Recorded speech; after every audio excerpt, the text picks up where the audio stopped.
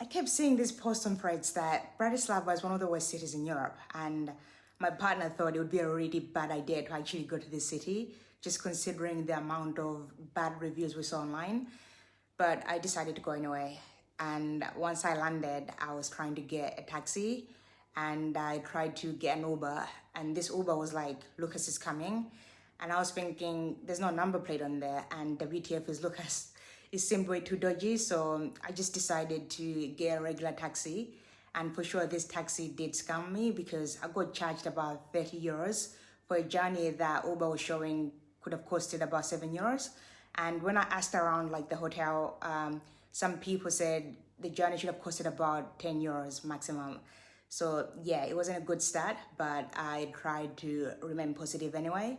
I got this Bratislava card from the hotel I stayed in. Most hotels should have it. It basically gives you access to public transport, discounts to museums and restaurants. Not all restaurants, but some though. The first place I went to was this cafe. I don't know how to pronounce the name, so I'll leave the name in the subtitles. And my gosh, it's so beautiful. It felt like I was hanging out inside a museum because of this Renaissance style frescoes. And I'm still trying to process that this is just a cafe. Actually, I saw some negative reviews about this cafe as well, that it's just a tourist trap because the prices are expensive. I mean, come on, does your local cafe look like this to be expecting 2 euros for a coffee? This cafe has a minimum price of like 10 euros where you will at least get a coffee and see this decor. I think the decor alone should be worth a visit because I really wouldn't mind paying a fee just to see the decor. I got some tea and a slice of cake. It all came up to 14 euros. And I absolutely love the tableware. Just look at that. For the cakes, you can either choose one from the display or order one from the menu. I chose one from the display and it was actually quite good, so I think the cakes were good in this cafe. I don't know how they've preserved the furniture. It looks like it's from the 16th to 19th century. So it really does feel like you've stepped into another world. And then they have these stained windows as well, like you're in a cathedral or something. Oh, and the cakes in this cafe are actually baked on site using traditional Austro-Hungarian recipes. Slovakia used to be part of the Austro-Hungary Empire, so I guess this is one of the connections I see with Budapest. If you haven't been to Budapest, they also have this really beautiful cafe called the New York Cafe. I'm not sure if both cafes were built during the same empire though. Now, back to this one in Bratislava. Even the toilet seats were actually so pretty.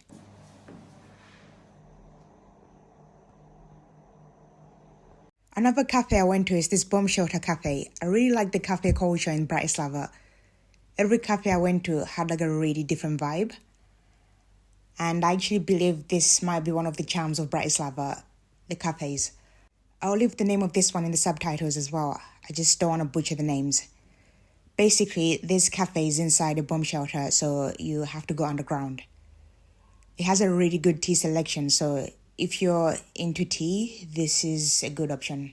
It has about 5 rooms, all with different themes. It's very eccentric and these rooms give you some kind of privacy. So this cafe is not even actually that far from the cafe I showed before. They're like both in the city center, including the next one which I will be showing. To be fair though, Bratislava is quite small, so a lot of the, I would say, touristy things or like things to do will be around the same area. So a lot of things I did were within a walking distance from each other. I got lucky because when we got to this cafe, it was just me and my partner, so we could choose whichever room we wanted. The customer service was good, and when it came to prices, I feel like it was the same prices as the cafe before. At the same time, I also have to consider that this is right in the city center, so maybe the prices might be more expensive compared to other places in Bratislava. I don't remember how much we paid for the wrap and the tea, but it should be between 15 to 17 euros. Next cafe is the Urban House, and again, this one is very different from the previous two I showed. This one is like a cafe, bar, and restaurant. And if you love plants, then this one could be perfect for you. It was a lot busier than the other two, so I'm assuming it's more popular in Bratislava. But then again, this one is like 3 in 1. Cafe, bar, and restaurant. So more people would definitely be in here compared to the other two. The prices, I would say, they were similar to the other two cafes. I ordered French toast and chai latte. The French toast, I didn't like it that much, but the latte was really good. It has a very relaxing and urban setting, but I feel like I've seen this kind of decor before. So to me, it's a good cafe, but I wouldn't say the decor is that unique compared to the other two cafes I went to, if that makes sense. I mean, if you want a decent coffee or just a drink, then this is a good option. And if you really love plants like me, you can also visit the Botanical Garden in Bratislava. This one is called the Botanical Garden of Comenius University.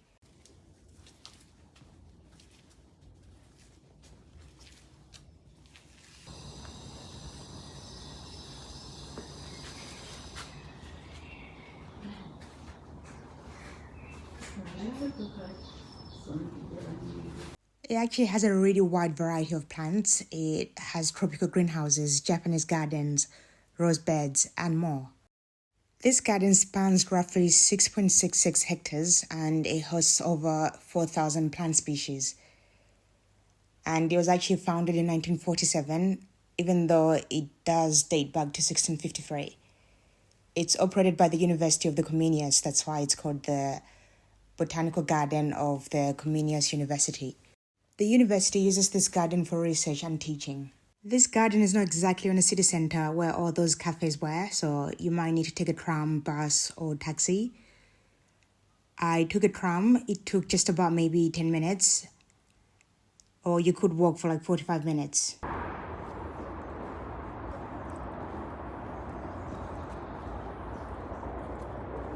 The weather was actually horrible on this day. It was raining most of the time, so maybe the garden gets busy when the weather is good. But on this day, it was very quiet.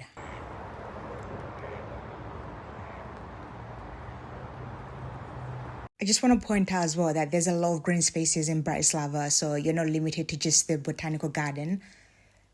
The city has a lot of parks. I mean, yeah, you will not have the same level of plant diversity, but the city does have a lot of public parks.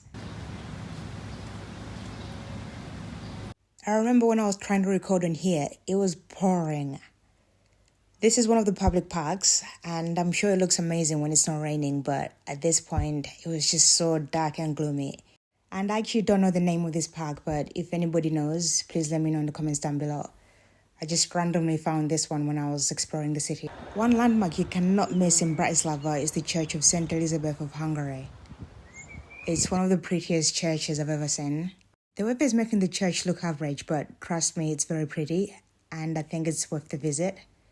It's not that big, but it's good enough to see. This church is just a short walk from the center. I mean, it is in the center, but not where the cafes were. The cafes were in the old town, and this church is just like a few minutes walk from the old town. The only thing I didn't like was that there's a car park on one of the sides, and it's not a pretty sight. I wish the car park was just turned into like a green space or something.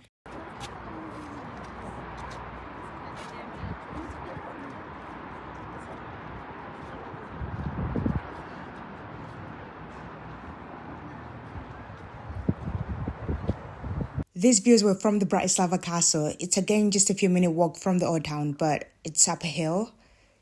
So I was really tired by the time I actually reached the castle.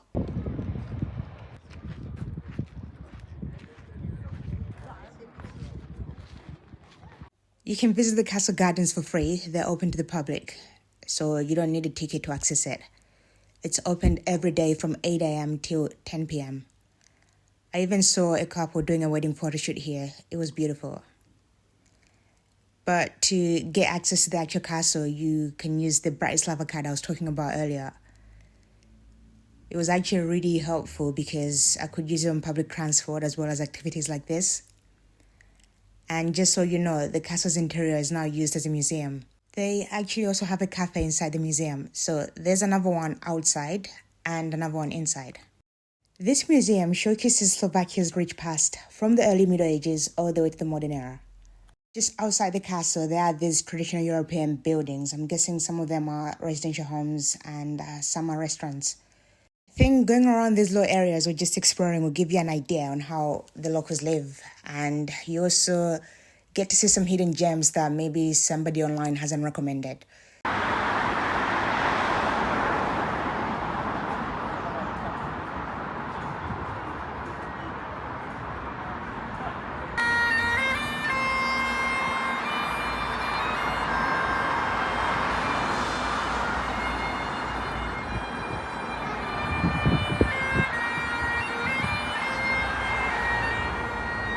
They have this UFO tower as well, just to get a good view of the city. I didn't go there because I thought I already been to the castle, and I think I did get a good view of the city. And just for your information, they do have these scooters as well you can rent throughout the city. Next is this pharmacy. It's called Salvatore Pharmacy. Check out the subtitles for how it's spelled. It's just one of the coolest things. It's also on the Old Town. Most of the items in the pharmacy reminded me a lot on some of the displays I saw in Swakopmund Museum in Namibia. In the museum in Namibia, they have a history of medicine section. So they have a lot of similar items on display just like this. This is the history of medicine section in Swakopmund. They even have this cash register which is so similar to this. This one is in Bratislava. What? You can open it and... Oh my god. The only difference is that the pharmacy in Bratislava is still in operation. It's storage for... Wow. Now, what does the Old Town look like? Well, it does look like this. This is St. Michael's Gate. It's the only medieval gate that's been preserved in Bratislava.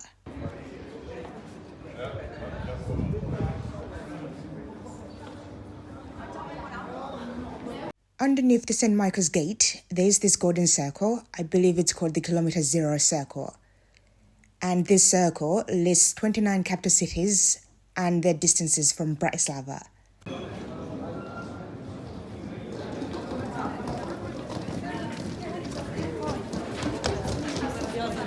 Now, this street where the St. Michael's Gate is, I believe it has the most tourists I saw in Bratislava. So here you'd find a lot of restaurants, cafes, and more. Most of the buildings in the Old Town do have this traditional European style architecture, so it's a mixture of Renaissance, Gothic, Baroque, Neoclassic, and more. You can easily find this man at work statue as well. Actually, I don't think it's that easy. Basically, this is meant to be one of the most iconic landmarks in the city, but it was quite underwhelming. I think I walked past it several times without even knowing. Then when I was checking my to-do list and looking at all the things I had remaining, I still had this statue, and I only found it because I was really trying to look for it. The vibe in the Old Town, or the whole city in general, is good, and as you can see, it's beautiful. So I don't really understand why it has so many negative reviews. I definitely have been to bad cities before, but this ain't one of them. And I saw some reviews were saying you can see the whole city in half a day. And I'm thinking, is that on a YouTube video or the actual city tour? Because as small as this city is, let's say compared to Prague or Vienna, half a day is still very insulting to this city. I did do some shopping as well in the Old Town, and I really loved this shop.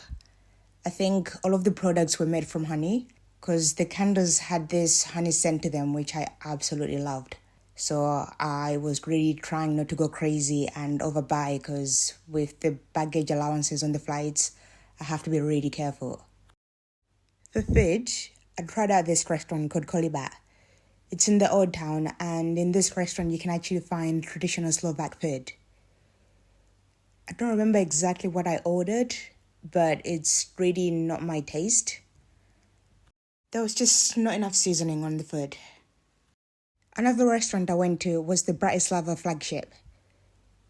It looked like the place was closed, so you'd have to get through like a few doors just to get to the actual restaurant. Apparently, this restaurant was rewarded as the best Slovakian restaurant of 2025.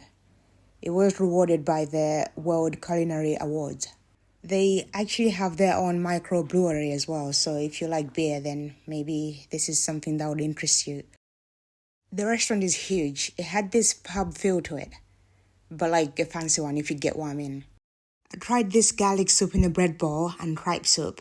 It tastes exactly how it's described. Absolutely not my taste. The drinks were so good though. I love the lemonades in Bratislava. I did like the other foods in the restaurant though. I ordered some chicken wings. They came with some pickled vegetables and bread. I don't know if this is traditional Slovak food, but this was really good. Another restaurant I went to was Roxo. Apparently, this restaurant has the best burger in the world, according to some TikTokers. And I tried it. It's not the best. It's good, but not the best in the world. Throughout the city, you can also find drinks and food from other countries. I saw some Korean restaurants, Turkish, Vietnamese, loads of Italian, and more.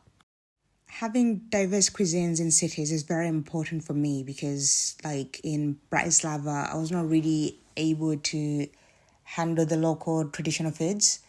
So I would have to either have like really plain food or just go with a different cuisine. I mean, when I'm traveling and I'm in a place for like maybe a week and I can't handle the local foods, it becomes really difficult and uncomfortable. If you do have time, don't forget to explore these little alleyways. I think it's like, the same thing I said about those little villages near the castle, that you never know what you could find in these little alleyways, so just don't focus on the main street. For transportation to get around the city, I just mainly used trams. They were quite reliable in my opinion, and the services do run till late. Also, just taking the tram can really show you other nice places in the city. Next stop, city centre. Ciao Samuel.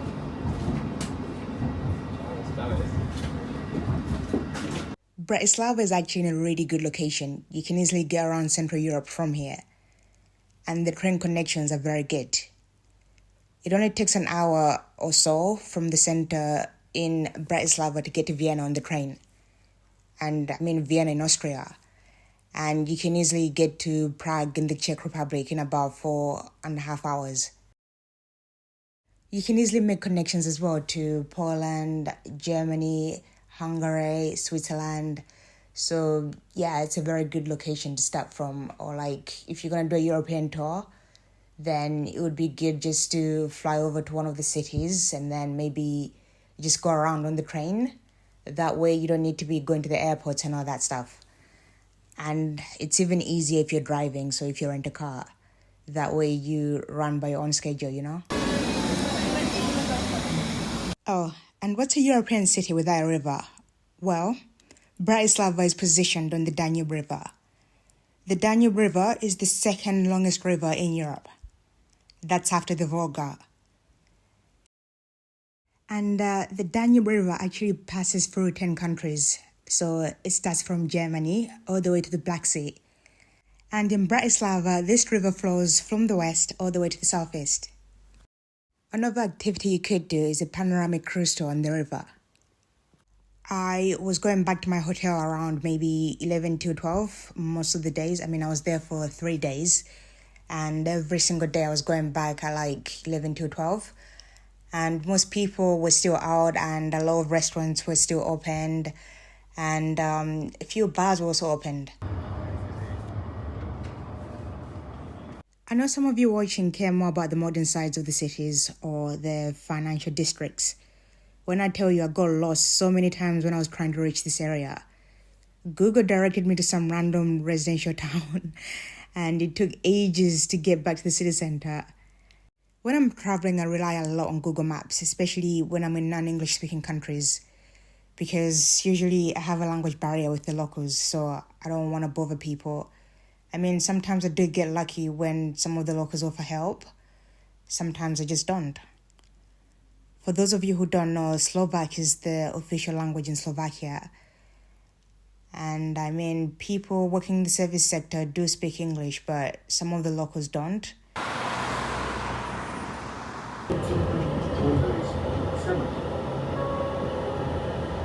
Ak máte papierový cestovný lístok, nezabudnite ho pri prvom nástupe označiť označovačom.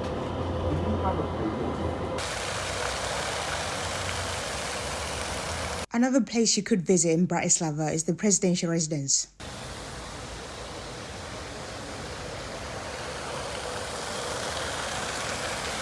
My hotel was not exactly in the city center. It took about 15 minutes on the tram, which is still alright, but I know some people want to be right in the city center. I stayed in this hotel called Premium Business Hotel. I used booking.com. It was just about 324 euros for 3 nights.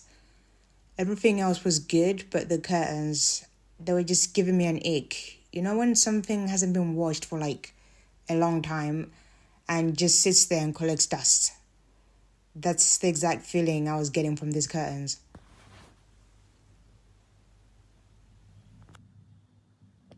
I made a complaint and they actually gave me another room. The second one, the curtains were a bit better, but not good, if you get what I mean. So I just gave up. You get a mini fridge in the room, but it's always switched off. I suppose maybe it's to save some power. Parking is available, so this is good if you do have your car with you. They do have this restaurant as well. This is where you get your breakfast. So the price of 324 euros was with breakfast included for 2 people. And the breakfast was actually really nice.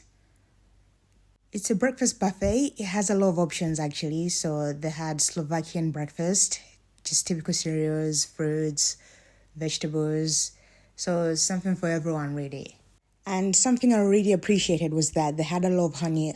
I mean, different types of honey, not just one. And a really good variety of tea. And besides the breakfast, they said you can also order a pizza at any time if you're staying in the hotel. That was it. That was my time in Bratislava. And after this city, I went to the Czech Republic. And this is the station I continued the journey from. The city surprised both me and my partner, and he really liked it, I think even more than me. He even started looking for properties in Bratislava. For me, I think it's got a good cafe culture and some good things to do. I think it's good for a weekend trip, but nothing more than that. Anyway, thank you very much for watching. I hope to see you in the next video. Bye.